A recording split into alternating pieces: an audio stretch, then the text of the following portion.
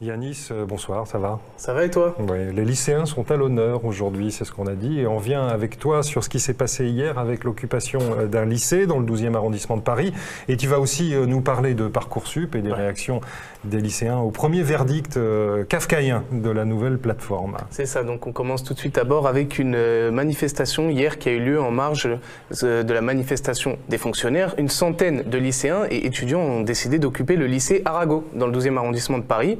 Mais à peine arrivés, Léo et Serge, aussitôt expulsés puisque les policiers sont intervenus seulement 2 heures après la venue des étudiants. Et les forces de police ne vont pas faire de détails puisque les 101 personnes qui occupaient le lycée ont été arrêtées par les policiers, donc puis dispatchées dans les différents commissariats parisiens pour des mises en garde à vue.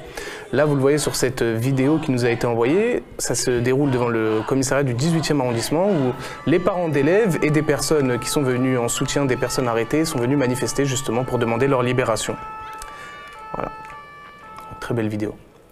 Alors pour le moment, on ne sait pas vraiment la suite qui est donnée à ces interpellations. J'ai eu tout à l'heure le père d'une lycéenne qui me disait que selon ces informations, sa fille serait déférée devant le juge au motif d'intrusion dans un lieu public avec intention de commettre un délit. Un nouveau rassemblement a lieu en ce moment même devant le lycée Arago.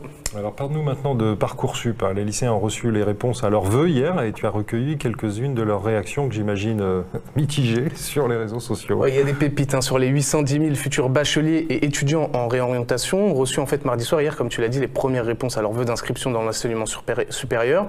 Alors si près de 430 000 ont reçu au moins une proposition, le reste est soit sur liste d'attente, soit pire, quasiment 30 000 personnes ont reçu un non à tous leurs vœux. Pourtant, souvenez-vous, Frédéric Vidal avait déclaré en mars 2018 qu'aucun candidat à l'université ne recevrait de non. Eh bien, regardez ce tweet du pauvre jeune homme qui a fait 20 demandes et qui a reçu 20 non. Voilà, comme quoi il ne faut pas toujours croire les ministres. Et il fait donc partie des 30 000 personnes qui ont eu des noms à toutes leurs demandes. Alors, autre cas, ceux qui sont sur les listes d'attente.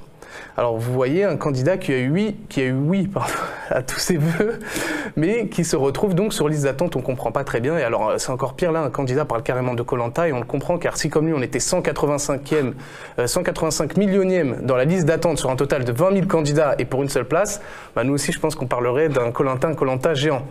Bon, sinon la sélection c'est mieux qu'APB puisque chaque dossier est étudié minutieusement. Enfin ça, c'est ce qui nous était promis, mais c'est pas vraiment ce qui est appliqué. Pour preuve, ce jeune homme qui a écrit une lettre de motivation expliquant qu'il ne voulait pas intégrer cette université, mais visiblement ils n'y ont pas fait attention puisqu'ils lui ont accordé un oui et il a été accepté dans cette fameuse université. Voilà, c'est génial, c'est Parcoursup. Et puis voilà, sinon les internautes, ils nous ont régalé avec plein de détournements de célèbres personnages. Là, on va le voir. Martine se retrouve sur liste d'attente, célèbre livre. Voilà, et puis sinon, pour les plus jeunes, vous avez Doui. Toi, tu vis, toi, tu crèves. C'est comme ça que les internautes définissent Parcoursup. Très bien. Martine, qu'on a bien connu. Oui, que toi et Serge, vous avez bien connu. On était au lycée ensemble. J'osais pas la faire. Voilà, et j'ajoute qu'aujourd'hui, on a appris, grâce à nos confrères du Canard enchaîné, que la ministre de l'Enseignement supérieur, Frédéric Vidal, est visée depuis juillet 2017 par une plainte pénale pour fraude à des concours publics et harcèlement. Les faits remontent à l'époque où la ministre était présidente de l'Université de Nice, donc d'avril 2012 à mai 2017. Frédéric Vidal aurait alors favorisé une connaissance au poste de géographe au sein de son université.